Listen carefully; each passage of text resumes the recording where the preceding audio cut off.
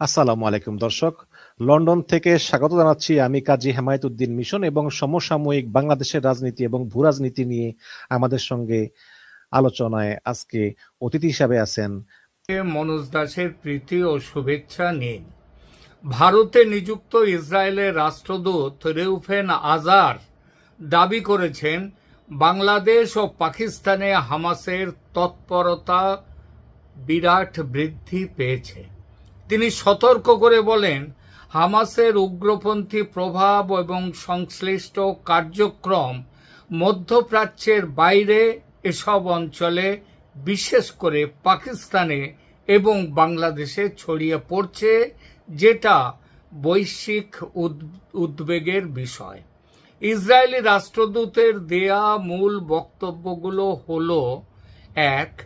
2023 সালের 7 অক্টোবরে ইসরায়েলে হামাস যা করেছে গাজা থেকে গিয়ে, সেই ঘটনার পর থেকে ইসরায়েল বাংলাদেশ ও পাকিস্তানে হামাসের কার্যকলাপের ওপর নজর রাখছে। নজর রাখার কারণ হল, হামাস গাজা থেকে তাদের একটা বড় অংশের যেসব তাদের সৈন্য সামন্ত এবং তাদের সমর্থক কর্মী তাদেরকে সরিয়ে দিয়েছে ঠিকই, এবং তারা তাদেরকে আরবের দেশগুলো, আগে কয়েকটা দেশ গোপনে হলেও তাদেরকে আশ্রয় দিচ্ছিল, সেই আশ্রয় দেওয়াটা তারা বন্ধ করে দিয়েছে। এর ফলে হামাস ছড়িয়ে পড়েছে অন্য দেশগুলোতে এবং বিশেষভাবে পাকিস্তান এবং পাকিস্তান হয়ে বাংলাদেশে। ফলে বাংলাদেশের ব্যাপারে, বাংলাদেশে যে হামাস ছড়িয়ে পড়েছে, এই ঘটনাটা, এই খবর দিয়েছেন ইসরায়েলের রাষ্ট্রদূত। হামাস মধ্যপ্রাচ্যের বাইরে নিজেদের প্রভাব বিস্তার করার চেষ্টা করছে এবং অন্য অঞ্চলের উগ্রপন্থীরা যাতে তাদের কাছ থেকে শিখে ওই 7 অক্টোবর তারা যেমন করেছিল, ইসরায়েলে যেভাবে ঝাঁপিয়ে পড়েছিল, সেই রকম হামলার ঘটনা ঘটানোর জন্য তাদেরকে অনুপ্রাণিত করছে অন্য দেশের সন্ত্রাসীদের। এই বিষয়টি নিয়ে ইসরায়েল ইতিমধ্যে ভারতের সাথে উদ্বেগ ও তথ্য বিনিময় করেছে। এবার এর ফলে আমরা একটা জিনিস দেখি, মানচিত্রের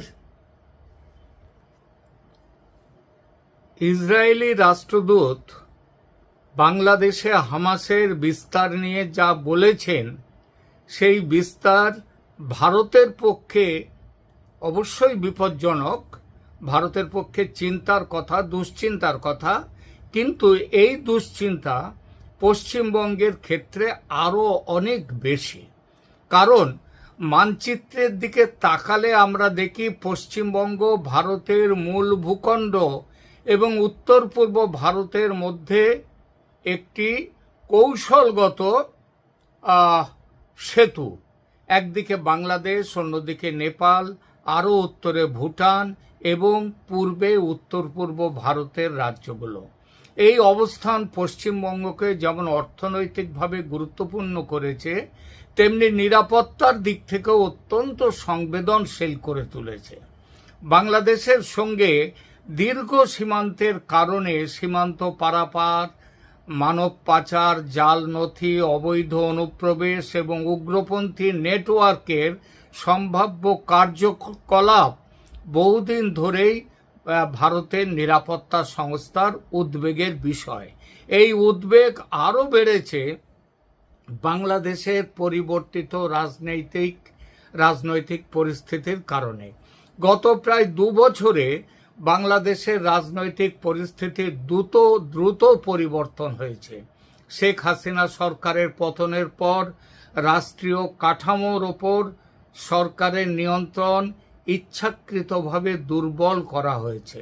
মোহাম্মদ ইউনূসের অন্তর্বর্তী সরকার ক্ষমতায় এসেই জেলে আটক মৌলবাদী ও সন্ত্রাসীদের গণহারে মুক্তি দিয়ে মৌলবাদী ও সন্ত্রাসীদের প্রতি এই বার্তা দিয়েছে যে তার সরকার মৌলবাদী ও সন্ত্রাসীদের বন্ধু।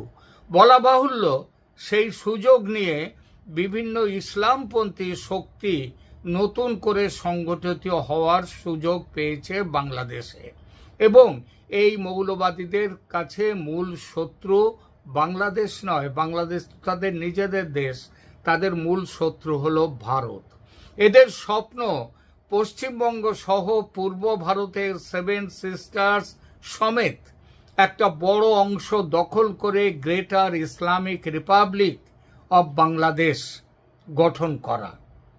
স্বপ্নের শেষ যে শুধু এখানে তা নয়, আরও আছে।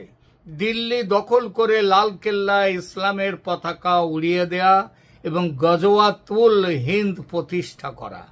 বর্তমানে বাংলাদেশে তারেক রহমানের নেতৃত্বে বিএনপি সরকার, কিন্তু মাঠ পর্যায়ে যে পরিস্থিতি ইউনূসের আমলেই ছিল সেটা এখনও আছে, এবং এসব মৌলবাদী শক্তির দাপাদাপি দেখলে বোঝা যায় ইউনূসের আমল আর এই আমলে অন্তত মাঠ পর্যায়ে মৌলবাদী শক্তির দাপাদাপি কমেনি।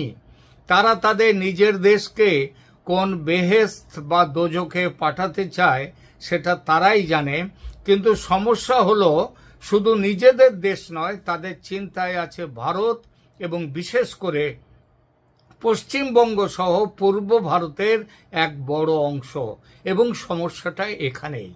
আর এজন্যেই ভারতে স্থিত ইসরায়েলের রাষ্ট্রদূত যখন বলেন হামাস তার ঘাঁটি গেড়েছে পাকিস্তান ও বাংলাদেশে, তখন ভারতীয় হিসেবে দুশ্চিন্তা তো হয়েই থাকে, কিন্তু সেই দুশ্চিন্তা আরো বহুগুণ বেড়ে যায় যেহেতু আমরা বাংলাদেশের লাগোয়া পশ্চিমবঙ্গের বাসিন্দা, এবং বাংলাদেশি সন্ত্রাসীরা যে পশ্চিমবঙ্গে বিপুলভাবে সক্রিয় তার যথেষ্ট নিদর্শন এই রাজ্যে ইতিমধ্যে পাওয়া গেছে, একবার নয় একাধিকবার। ছোট্ট করে বলা যাক, পশ্চিমবঙ্গে গত এক দশকে, আমি 2016 থেকে 2026 এই সময়কালটা নিচ্ছি, এখানে প্রত্যক্ষভাবে কোনো বড় ধরনের সন্ত্রাসী হামলার ঘটনা ঘটেনি ঠিকই, তবে একাধিক বড় নাশকতার ছক ও মডিউল পর্দাফাঁস করেছে ভারতের তদন্তকারী গোয়েন্দা সংস্থাগুলো।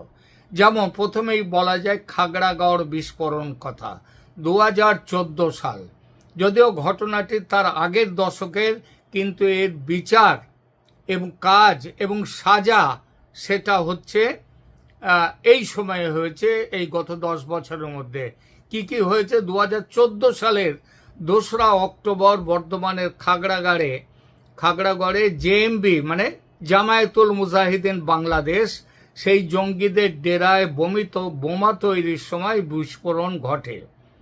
আর এই মামলা এনআইএ তদন্ত, এটা পশ্চিমবঙ্গের তৎকালীন মমতা ব্যানার্জির তৃণমূল কংগ্রেস সরকার চাপা দিতে চেয়েছিল। এনআইএ তদন্ত হাতে নেয়, তদন্ত চালিয়ে মোট 31 জনকে গ্রেপ্তার করে। 2021 সালের ফেব্রুয়ারি মাসে বিশেষ এনআইএ আদালত শীর্ষ সেই জঙ্গিদের দীর্ঘ সময়ের জন্য কারাদণ্ড দেয় এবং মোট 19 জন দোষী সাব্যস্ত হন। অর্থাৎ এটা এমনি হাওয়ায় তুলে দেয়া কোনো অভিযোগ নয়, এটা একটা প্রমাণিত অভিযোগ। দ্বিতীয় উদাহরণ দেয়া যায় লস্কর-ই তৈবার নিয়োগ। লস্কর-ই তৈবা মানে এলইটি, এদের একটা নিয়োগ মডিউল এটা পাওয়া গেছে। কোথায়? উত্তর 24 পরগনার বাদুড়িয়ায় তানিয়া পারভিন নামের এক তরুণী লস্কর-ই তৈবা এবং আইএসআই এর হয়ে জঙ্গি নিয়োগ ও উগ্রপন্থী মতবাদ ছড়ানোর অভিযোগে গ্রেপ্তার হয়। পরবর্তীতে দেখা যায় এই মডিউলের সঙ্গে আরো বহু লোক যুক্ত আছে, অনেককেই চিহ্নিত করা হয়। ঘটনার তদন্তভার এখানেও এনআইএ এর হাতে যায়। এই মডিউলের অন্যতম হোতা সাইয়াদ এম ইদ্রিসকে এনআইএ এর বিশেষ আদালত 10 বছরের সশ্রম কারাদণ্ড দিয়েছে। অর্থাৎ এতেই প্রমাণিত হয় যে ঘটনাটি মন গড়া নয়, কেউ মিথ্যে করে ছড়াচ্ছে না। এরপরে আল কায়দার মডিউল গ্রেপ্তার হয়েছে 2020-তে। 2020 সালের সেপ্টেম্বরে রাজ্য পুলিশের সহায়তায় এনআইএ মুর্শিদাবাদ এবং কেরালা থেকে 9 জন আল কায়দা জঙ্গিকে গ্রেপ্তার করে। তারা ভারতের বিভিন্ন গুরুত্বপূর্ণ স্থানে নাশকতার ছক কষেছিল। ধৃতদের বিরুদ্ধে ইউএপিএ আইনে মামলা দায়ের করা হয়েছে এবং তাদের বিচার কার্য এখনো চলছে। এরপরে আরেকটা খুব বড় বিষয়, সেটা হলো ভুয়ো নোট পাচার এবং জঙ্গি অর্থায়ন, জঙ্গিদের টাকা জোগানো। পাকিস্তান ও বাংলাদেশের মদতপুষ্ট চক্রগুলো ভারতের সীমান্তে, বিশেষ করে মালদা ও মুর্শিদাবাদকে কেন্দ্র করে জাল নোট ও জঙ্গি অর্থায়নের নেটওয়ার্ক তৈরি করেছিল।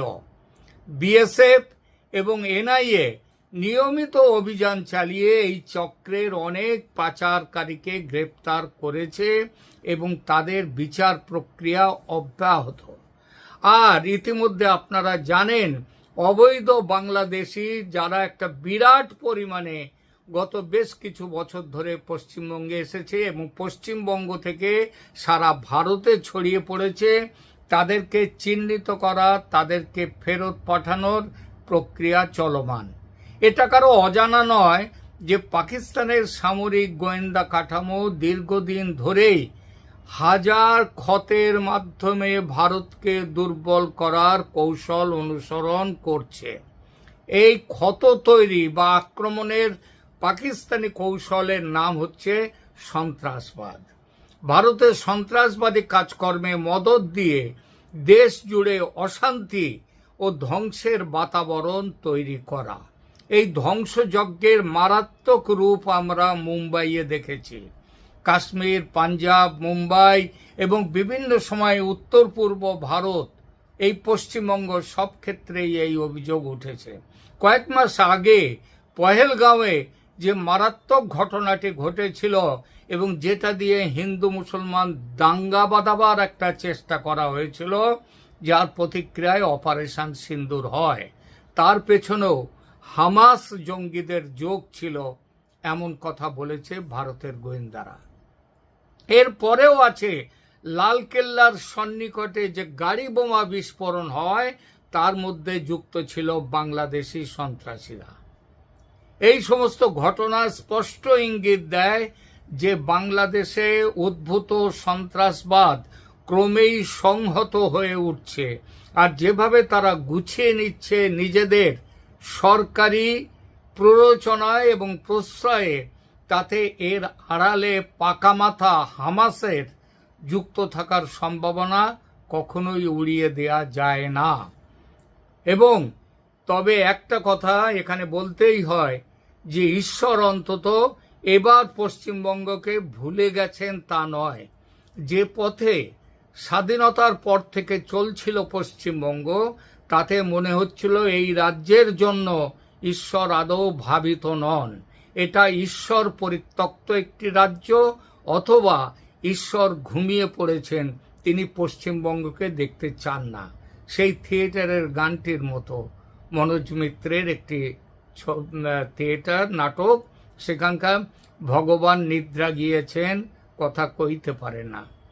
কিন্তু দেরিতে হলেও ভগবানের নিদ্রা ভেঙেছে। কংগ্রেস আমলে পশ্চিমবঙ্গকে ভগবান দেশভাগের ক্ষত সামলাতে ব্যস্ত রেখেছিলেন। বাম আমলে ভগবান কমিউনিস্টদের বিপ্লব নামক বুজরুকির স্বপ্নে আচ্ছন্ন রেখে মরণের পথে নিয়ে গিয়েছিলেন। কমিউনিস্টরা বলে না, রিলিজিয়ান ইজ দ্য ওপিয়াম, মানে ধর্ম হচ্ছে আফিং, আর কমিউনিস্টদের বিপ্লব নামক বুজরুকিটা হচ্ছে আর এক রকমের আফিং। এটাতেও এই বিপ্লবের স্বপ্নে, এই বুজরুকির স্বপ্নে আচ্ছন্ন রেখে একটা জাতকে ধ্বংস করার নাম হচ্ছে কমিউনিস্টদের বিপ্লব। আর মমতার আমলে বাঙালির মেরুদণ্ড ভেঙে চুরে পুরো জাতটাকে চিতায় তোলার ব্যবস্থা করা হয়েছে। তবে চিতায় শেষ আগুন জ্বালাবার আগে, অথবা কোরামিনে গঙ্গা যাত্রা, সেই গঙ্গা যাত্রায় সেখানটায় গিয়ে রেখে দেয়া হয়েছে বাঙালিকে। সেই অবস্থায় ঘুম ভেঙেছে ভগবানের, ঝাঁকুনি দিয়ে জাগিয়ে দিয়েছেন বাঙালিকে। আর তার পরিণামে মমতা নামক ভয়ঙ্কর বিপদের হাত থেকে রক্ষা পেয়েছে বঙ্গবাসী। পশ্চিমবঙ্গকে শেষ করবার জন্য, ভারতকে টুকরো করবার জন্য পাকিস্তান বাংলাদেশের সন্ত্রাসী শক্তির যেসব অস্ত্র মজুদ ছিল, মমতা সযত্নে সেই সব অস্ত্রকে শান দিয়ে শত্রুর হাতে ভালোভাবে তুলে দিয়েছেন এবং আরও দিচ্ছিলেন। তিনি হিন্দুর বিরুদ্ধে মুসলিমের হাতে অস্ত্র তুলে দিয়েছেন। সীমান্ত যাতে খোলা থাকে এবং এই রাজ্যের ডেমোগ্রাফি যাতে মুসলমানদের হাতে, বাংলাদেশি মুসলমানের হাতে চলে যায়, তার জন্য যা করার তাই করেছেন। সীমান্তে কাঁটাতারের বেড়া দেওয়ার জমি তিনি দেননি, যাতে সীমান্ত দিয়ে অবাধে যাতায়াত করতে পারে, তারা ভারতে এসে বসবাস করতে পারে। পুলিশকে তিনি অকেজো করে দিয়ে সন্ত্রাসীদের প্রশ্রয় দিয়েছেন। এবারের এই ২৬-এর নির্বাচনে মমতাকে হারিয়ে দিয়ে, বাম কংগ্রেসকে প্রায় অদৃশ্য করে দিয়ে এবং বিজেপিকে ক্ষমতায় এনে রাজ্যের জনতা যদি জেগে না উঠত, তাহলে ৫ বছর পর এই রাজ্য কোথায় পৌঁছে যেত সেটা ভাবতে গেলে শিউরে উঠতে হয়। ভগবান রাজ্যবাসীর ঘুম ভাঙিয়েছেন, এটার জন্যে ভগবানের প্রতি কৃতজ্ঞতা জানাতে হয়। তবু মনে রাখতে হবে, শত্রু এখনো শেষ হয়নি, বড় একটা ঘা খেয়েছে এই মাত্র। শত্রু কিন্তু কামড় দেওয়ার জন্য তৈরি হচ্ছে, আপাতত কিঞ্চিত অদৃশ্য হয়ে আছে, দৃশ্যমান নয়। ইসরায়েলের রাষ্ট্রদূত সতর্ক করে দিয়েছেন আমাদের, এটা বলেছেন আমরা যেন সজাগ থাকি, ঘুমিয়ে না পড়ি। হামাস পশ্চিমবঙ্গের দোরগোড়ায় বাংলাদেশে বসে গেছে। আমাদের মনে রাখতে হবে, চারপাশে শত্রু পরিবেষ্টিত হয়েও ইসরায়েল যে বেঁচে আছে এবং মাথা উঁচু করে বেঁচে আছে এত বছর ধরে, তার কারণ ইসরায়েলিরা ঘুমোয়নি, তারা সজাগ। ধন্যবাদ।